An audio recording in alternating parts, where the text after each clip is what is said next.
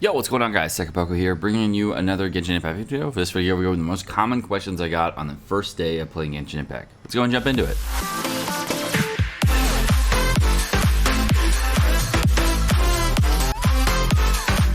Alright, so the first most common question I get when people start the game, there's like, hey, when can I start pulling? Well, the first time you can start pulling is at AR5 when you complete a certain quest, and then you'll unlock these things up here, which is going to be a wish mechanic. The hotkey for that's F3, or if you're using a controller, it'll be a little different, and you can get to pretty quick. A lot of people ask, hey, what banner should I pull on when I can pull as well? And the reason they're not sure what to pull on is because there's a lot of banners. So of the 4 banners, as a new player, the best one for a new player, whether they be free to play or pay to play to pull on, is going to be the beginner banner. That one is gone for me. As you can see, I pulled on it. But the reason the beginner banner is going to be the best banner for every single player is because there are 2 different kinds of summon currency. The first type of summon currency that you receive is called, the first kind of summon currency that you do have as a player is going to be called a quaint fate. And this is the stuff that we've received constantly throughout the game, as well as the stuff that we've actually received in the mail initially. And this is stuff we're getting also from the beginner rewards. The intertwined fates, however, are going to be things that you're actually going to have to purchase, and you can only purchase with primo gems. We are going to be receiving some of these as well, because we are going to get them as a thank you reward for the 10 million download celebration. I haven't checked my video about that. They just are giving a free set out from this, and they're also giving out 160 primo gems a day just for every single player. So it's going to be a very, very cool thing to see a lot of people receive lots and lots of rewards. However, what you should do as a new player is use your Acquaint Fates on the beginner banner. And you should only be using your Acquaint Fates, but not buy them with Primo Gems yet. You should just use whatever Acquaint Fates that you do receive and use them on the beginner banner. Now, there are going to be, by AR7, which is going to be Adventure Rank 7, you're going to receive a total of 1,600 Primo Gems and enough to get 3 extra of the summons here if you do exchange for Master like Scarlarks. But essentially you get an extra 1,600 Primo Gems. Now at that point, what is it better to pull on? Is it better to use your 1,600 Primo Gems on the Venti banner, the weapon banner, or is it better to use it on the base banner? So let's go over that just very briefly. So if you are a free-to-play player and you're looking to do this banner, this is actually a very interesting banner for you, because what happens is on a free-to-play player, you are going to be getting a Venti at a 50% chance at a 5-star rate. So if you're going to be rerolling, you can check out my reroll guide and talk about what you should be pulling on for rerolls and how you should do your rerolls. That's completely the same thing, and I will have that in the description below. For 4-star characters, the rate-up characters are going to be Fischl, Zhengli, and Barbara. And what's really crazy about these characters is that they actually have a 50% chance to be pulled, but if you don't get them on one of your pulls, you're actually going to be guaranteed to get them on the next pull. And the same, of course, is true for Venti. So if you do summon on a banner and you want to get the unit, what happens is that the unit is actually rated at 50% to get if you don't get it on the first pull. So that's a little nuts. So there are a bunch of other characters that are going to be available on the banner as well for 5-star characters, and it's the same pool of characters that are actually available on both banners. So if you wanted to summon on the Venti banner with Intertwined Fates, you're actually getting the same amount of characters on this banner as you are on other banners. The only difference is that you're not able to get 5-star weapons on this banner and only able to get 5-star characters. So there's a good positive to that and a negative to that. And I'll be going over that just in a bit. So first off, in the base probability for 5-star drops, you're included to get these characters. And these characters that you can get are Fischl, Zhengli, and Barbara. Of course, these as the guaranteed characters. There are also the other 4-star characters in the game. Every single one of them is on this banner. So you can get every single 4-star in the game, but only on every other pull. And since they have a very high chance of being pulled already, they have a 50% chance to be pulled initially. If you pull them on one and you miss one, the next one is going to be one of those 3. And that makes it so that you can actually max out the constellations for these characters very quickly if you are going to be trying to max out certain characters. Now, the other characters on the banner that you can pull are all very interesting to pull. Barbara, we're all getting for free as well. Fischl, we are getting as a very, very high DPS unit, and she's one of the highest damage units in the game as far as damage calculators go. And Zhengli is one of the highest damage enablers in the game as far as what you can do to enable other kinds of damage, because of her ability to put out the breath attack to enable more types of elemental reactions. The other characters in the banner are all very fun to use, and there are many good ones that are good, some that are medium, and you can decide for yourself which ones are the best. For the 5-star characters, though, any one of them is good. You can decide on which one you want as far as you go there. But between the banners, the Venti banner has everything that you need as a new player, which is really interesting.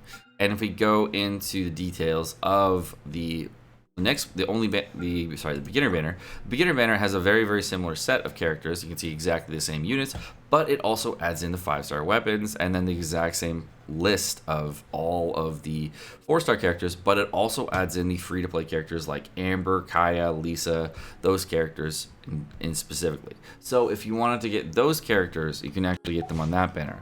But however, they are not going to be on the Venti banner, as you can see here. They are only available on that first banner, on the original banner.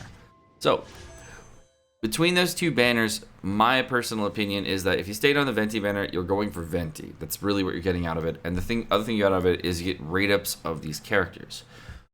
If you go for the basic banner, you're going to get more weapons, and that's also kind of a positive. What I did notice about summoning very heavily on the Venti banner myself is that I did get a lot more characters, but I got a lot less weapons. So I felt like I was forced at that point to then switch to the weapon banner and then go for weapons, which is kind of an interesting feeling, and I wasn't really expecting that because I really felt like I wanted to pull on other banners, but by going to the weapon banner immediately afterward, now I'm kind of like, oh, okay, now I have to go for a 5-star weapon, and I'm hoping to get one of these two, and maybe I will. If I don't, whatever. But I don't have Jean, and then I don't have other characters. So there's a whole like mixed bag there. And I do kind of want some more 4-star weapons. I did notice that there were some interesting 4-star combinations that you can use with given characters. So my personal opinion for a free-to-play player, if you want to go for Venti, go for Venti. And if you're not going to go for Venti, you can just hold on to your resources. And if you want another character later on, you can. If you wanted to pull for specific characters and you want to just go for every character in the game besides Venti, then you can go for the Wanderlust on Unification. And this is the basic banner that has everything. The banner, this pulling on this banner is fine, but I don't really recommend it. I recommend going for the Venti banner personally, because the Venti banner, as you can see, is a limited banner. It's going to be allowed for 19 days. So if you did want to get this character at this point, you have 20 days to try to grab a copy of this character, which could maximally take you a total of 18 multi-summons or 180 total pulls. So best of luck in your summons. That's the maximum amount of time that summons it'll take to get this character. And if you want to continuously farm and do other things, that would be the best way you can go over it.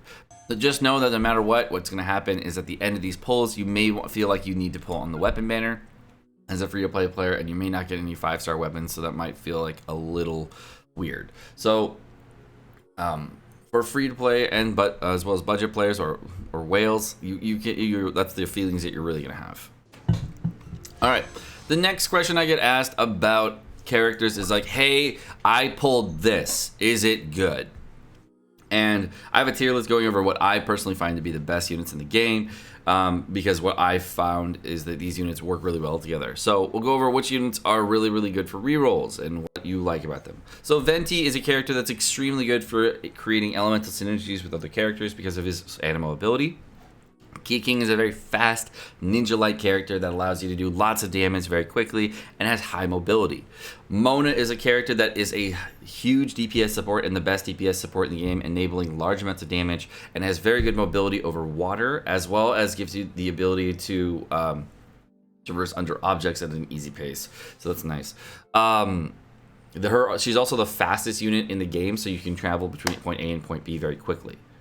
Kiki is a very interesting character because she's a better version of Barbara. But what's really interesting about Barbara is that since Barbara's rated up on this banner, and you can get a large amount of copies of banner, and I actually have maxed out a Barbara at this point, is I'm not sure between the two characters, between Kiki and a maxed out Barbara, which one's better.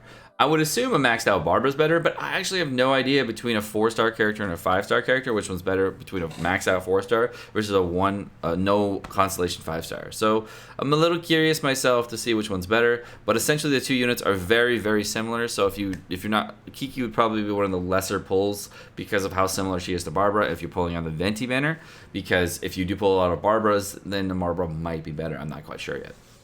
All right, next up we have Diluc. Now, a lot of people are like, we're asking if Diluc was good today. Yes, Diluc is an incredible unit. He's definitely the best pyro damage that you can do in the entire game. He has a two-handed weapon, which makes him do very high burst damage, and his big hits are insanely cool. His ultimate ability does large amounts of damage and synergizes with a lot of different compositions, and he definitely synergizes very well with Mona. So if you do use an ultimate ability with that, you get some big damage. The nice thing about him with Mona is because you can actually use his fire with the with a water ability and get constant vaporizes that do large amounts of damage. Next, people have asked about Jean. Yes, she's incredible. She's another character like Venti that enables damage, but she also is kind of a healer, and she does have high amounts of damage along with it. So you can get high damage enables as well as large amounts of healing.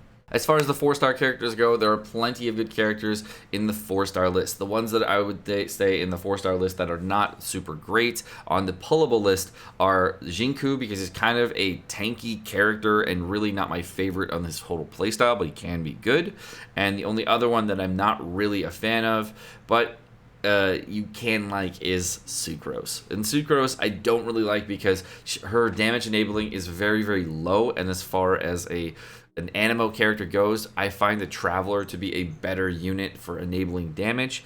But if you do have Venti, obviously Venti is a much better Sucrose, and there are just too many issues with her that I don't really find awesome. But I haven't seen anybody trying to max her out fully, so maybe I'm incorrect on this, and I'm open to being incorrect on this. I just didn't really like the way she played versus other characters that were out there. The other characters around there, though, every single one of these is a great character. The only one arguably that could be potentially bad is Beidou, but she's a waifu, and honestly, I don't know if she's bad or good because I haven't played her. But everybody else is really, really good. There is no issue with any of these characters, so you should be fine with any of the 4 stars. If you're going to go for a 5-star, just go for a 5-star that you find to be the best. If you want to reroll for a specific one, when you're rerolling, just go for any 5-star that you can get in the game. Alright guys, sorry for the length of this video, and of course the amount of the lack of resources being used, because we gotta get back into the game. It's launch day today, of course, and I wanted to get back playing. So thanks for watching. Have a great rest of the day, guys. Peace.